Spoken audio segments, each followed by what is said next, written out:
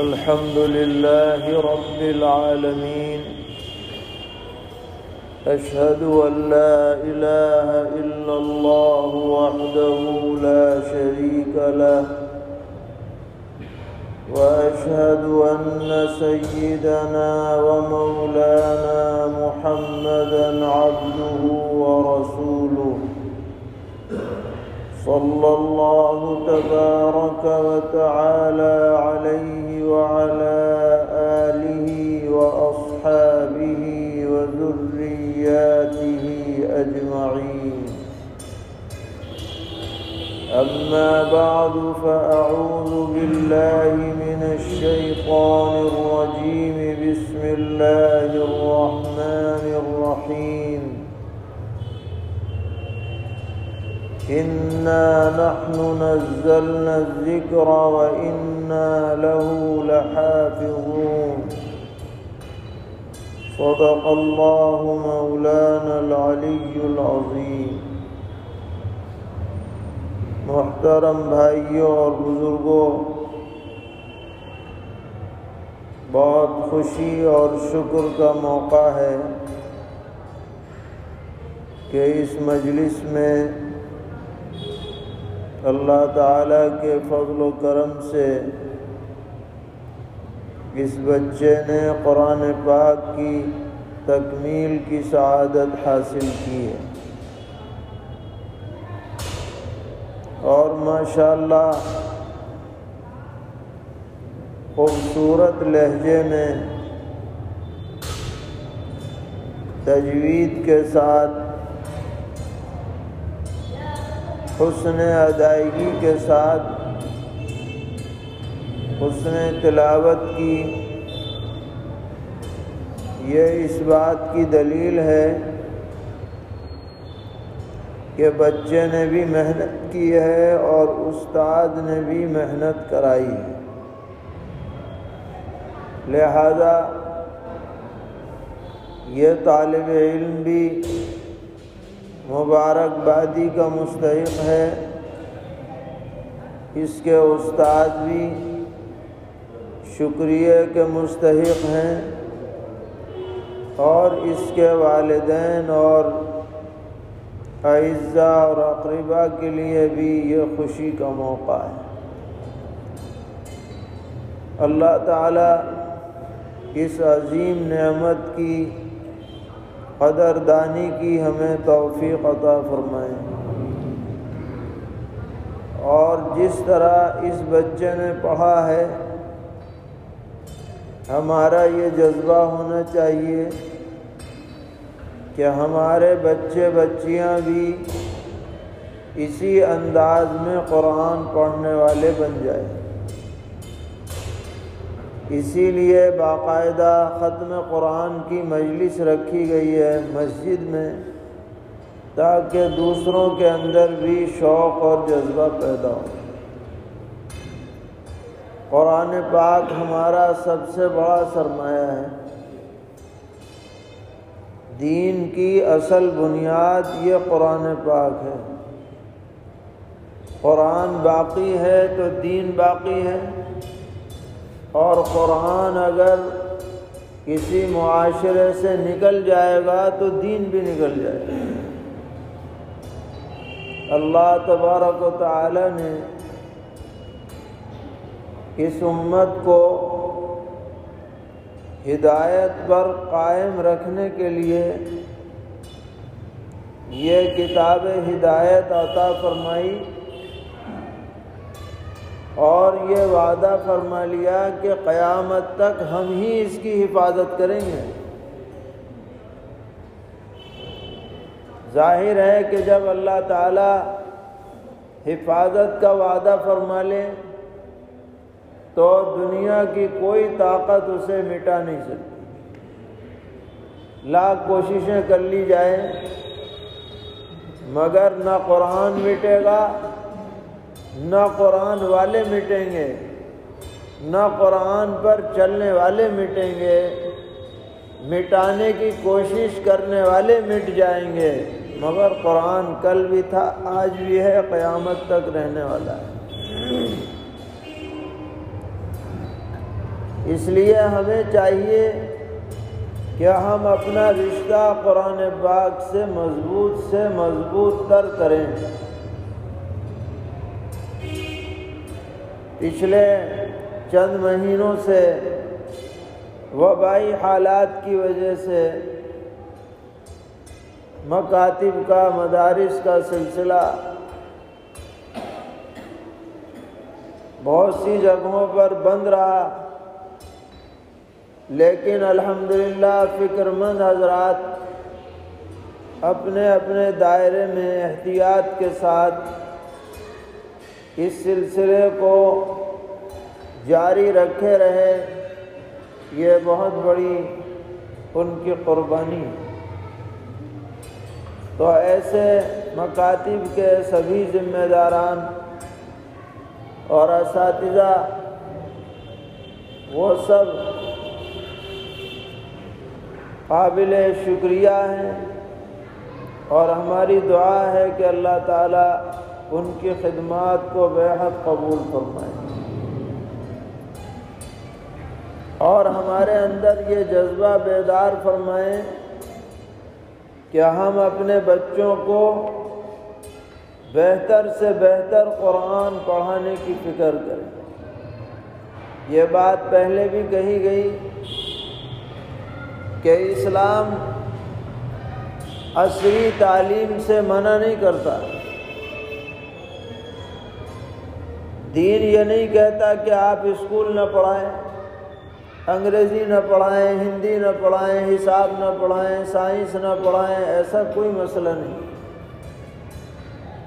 زمانے کے تقاضوں اور ضرورت کے اعتبار سے آپ اپنے بچوں کو اعلیٰ سے اعلیٰ تعلیم دلائیے، جیسا بھی جس کے پاس موقع ہے پڑھائے، ڈاکٹر بنائیے، انجینئر بنائیے، محنت کوشش کر کے IAS IPS افسر بنائیے۔ اسلام اس سے منع نہیں کرتا ہے۔ اسلام یہ کہتا ہے کہ آپ کچھ بھی بن جائیں، مگر آپ کے اسلام پر، مسلمان ہونے پر فرق نہیں آنا چاہیے۔ یہ ہے،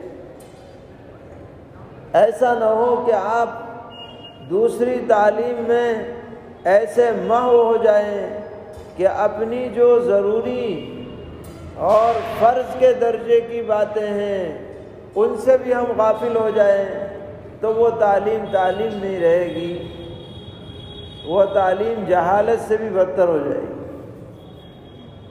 جس تعلیم کے ساتھ ایمان باقی نہ رہے اور اعمال باقی نہ رہیں، وہ تعلیم نہیں ہے، وہ جہالت ہے۔ اس کا فائدہ وقتی ہے، چند روزہ ہے، عارضی ہے، لیکن اگر اس تعلیم کے ساتھ ایمان بھی باقی رہے، اعمال کا سلسلہ بھی باقی رہے، تو سبحان اللہ، اس سے اچھی کیا بات ہے کہ ایک ڈاکٹر بھی ہو اور نمازی بھی ہو، ایک ڈاکٹر بھی ہو اور قرآن بہترین پڑھنے والا بھی ہو، ایک ڈاکٹر بھی ہو اور اس کو ضروری دینی مسائل کا علم بھی ہو، اس سے بہتر کیا بات ہے؟ لیکن آپ نے ڈاکٹر بنا دیا، لیکن اسے قرآن پڑھنا نہیں آتا، اسے دعائے قنوت یاد نہیں ہے، اسے جنازے کی دعا یاد نہیں ہے، وہ صحیح طرح تکبیر نہیں پڑھ سکتا، وہ صحیح طرح اذان نہیں دے سکتا، تو بتاؤ یہ ڈاکٹر اسلام کی کیا خدمت کرے گا؟ اور اللہ کے ہاں کیا منہ دکھائے گا؟ اس لیے ہم یہ کہتے ہیں کہ آپ کچھ بھی بنائیے، مگر جو بیسک تعلیم ہے دین کی، قرآن پاک کی، ضروری جو مسائل ہیں، ہمارے فرائض ہیں، واجبات ہیں، ہمارا کوئی بھی بچہ، کوئی بھی بچی اس سے ناواقف نہیں رہنا چاہیے۔ یہ اصل بات ہے۔ اور یہ جو مکاتب چل رہے ہیں یا مدارس قائم ہیں، ان کا بنیادی مشن یہی ہے کہ جو ابتدائی بنیادی بیسک تعلیم ہے دین کی، وہ ہمارے بچوں میں بچیوں میں ضرور آنی چاہیے۔ اس کے لیے آپ دن میں 1 گھنٹہ صبح یا شام دینی مکاتب میں آپ اپنے بچوں کو بھیجیے، اور الحمدللہ آپ کے یہاں پر بھی یہ سلسلہ قائم ہے، اور بھی بعض مساجد میں ہے، منظم اور مرتب انداز میں۔ اس کو اور مضبوط کیجیے، اور یہ تحریک چلنی چاہیے کہ بچہ مکتب میں آ کر کے پڑھے۔ بہت سے لوگ یہ کرتے ہیں کہ بھئی ہم تو مالدار لوگ ہیں، ہمارا بچہ مسجد میں کیوں جائے گا، ہم تو مولانا کو گھر بلا کے پڑھوائیں گے۔ بہت سے لوگوں کے ذہن میں یہ بات ہوتی ہے۔ اب اس میں 2 خرابیاں ہیں۔ ایک خرابی تو یہ ہے کہ مولانا صاحب بیچارے جا رہے ہیں اور کنڈی بجا رہے ہیں، کوئی نکل کے نہیں آتا۔ کبھی اندر سے کہلوا دیا کہ آج بچے کے ماموں کی شادی ہے، اب وہ بیچارے وقت نکال کے گئے، ویسے ہی آ گئے۔ تو بتائیے، ایک حافظ کی، ایک عالم دین کی بے ادبی، بے عزتی ہوئی یا نہیں ہوئی؟ ایک خرابی تو یہ ہے۔ دوسری بڑی خرابی ہے کہ یہ بچہ جو اکیلا پڑھے گا کسی عالم سے گھر پر، اس کا جی نہیں لگے۔ بچوں کی فطرت ہوتی ہے، کتنا ہی ذہین بچہ کیوں نہ ہو، وہ دوسروں کو دیکھ کے پڑھتا ہے، دوسروں کو دیکھ کے اس کے اندر جذبہ پیدا ہوتا ہے۔ اسکولوں میں بھی آپ نے دیکھا ہوگا، کمپٹیشن ہوتا رہتا ہے، اس کے نمبر آ گئے، اب کہ میں لے کے آؤں گا، اس نے استاد کا جواب دے دیا، اب کہ میں اچھا جواب دوں گا، یہ بڑھیا پڑھ رہا ہے تو میں اس سے بڑھیا پڑھ کے دکھاؤں گا۔ یہ بات ٹیوشن والے پڑھائی کی صورت میں نہیں ہو سکتی۔ یہ تو جب کئی بچے اکٹھے پڑھیں گے، 10-15، تو وہاں ماحول بنتا ہے پڑھائی کا، وہاں جذبہ پیدا ہوتا ہے، وہاں آگے بڑھنے کا شوق ہوتا ہے، اور یہ شوق ہی اصل ہے۔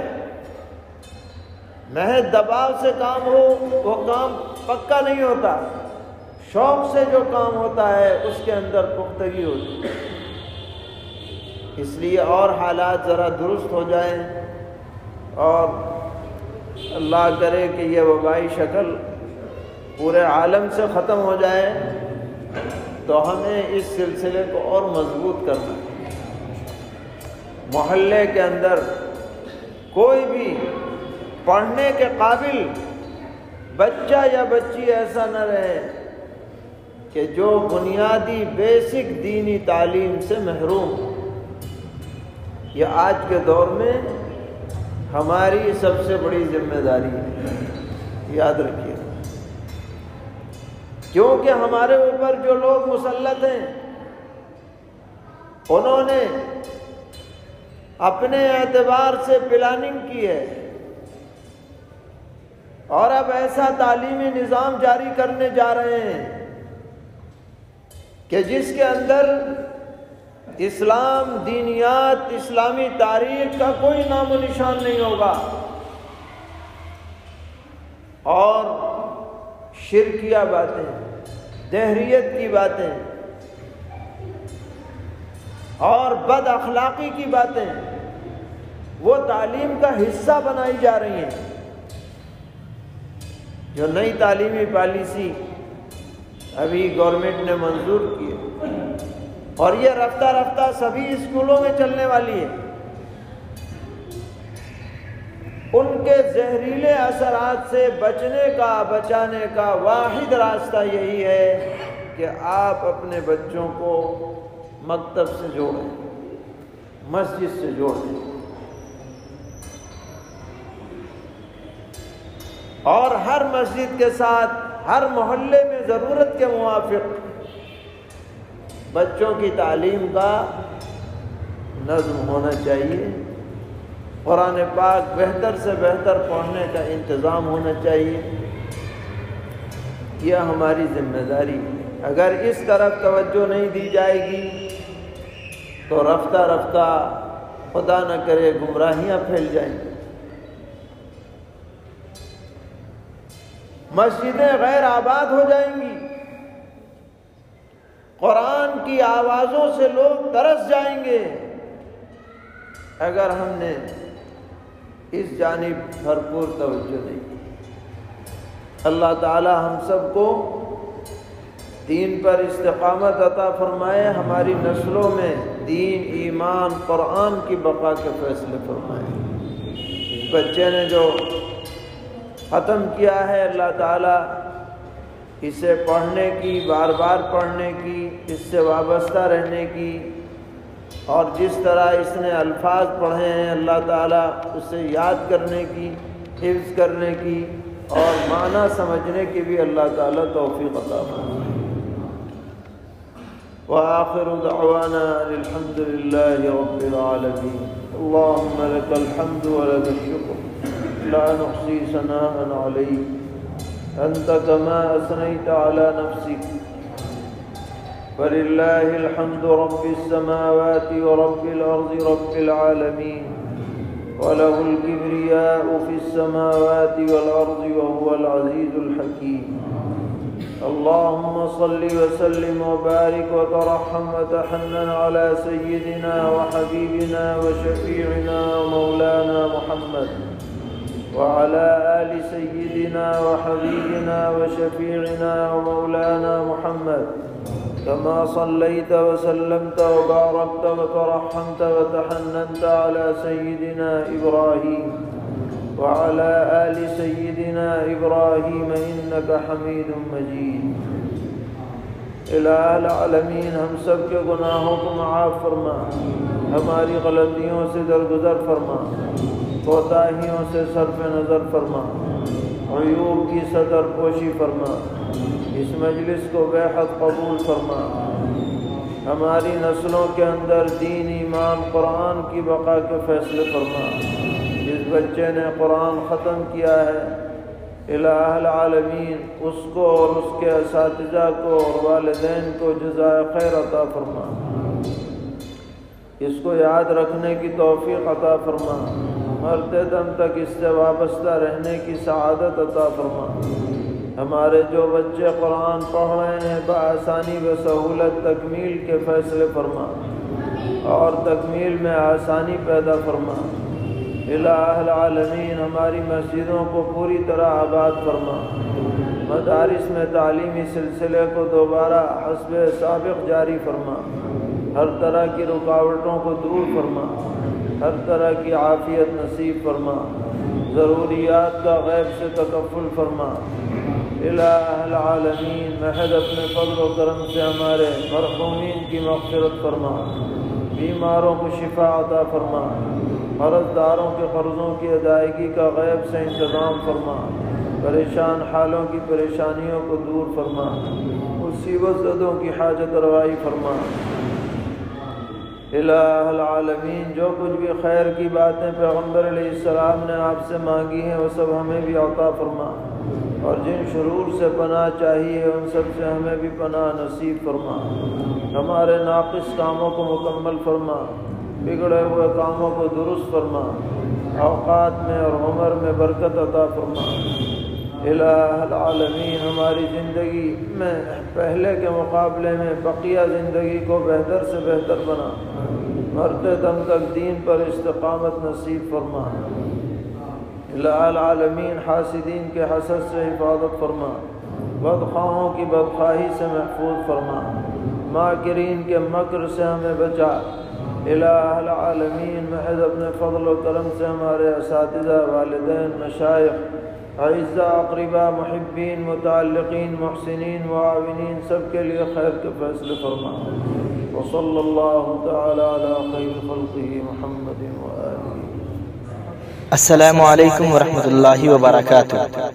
ناظرین کرام، اردو مضامین اور خبروں کے لیے ہماری ویب سائٹ www.lajnatulmuallifin.com پر ضرور وزٹ کیجیے۔ اگر آپ کو ہمارا کام پسند آ رہا ہے تو ہمیں سپورٹ کرنے کے لیے ہمارے YouTube channel Lajna T V کو ضرور سبسکرائب کریں۔ جزاکم اللہ احسن الجزا۔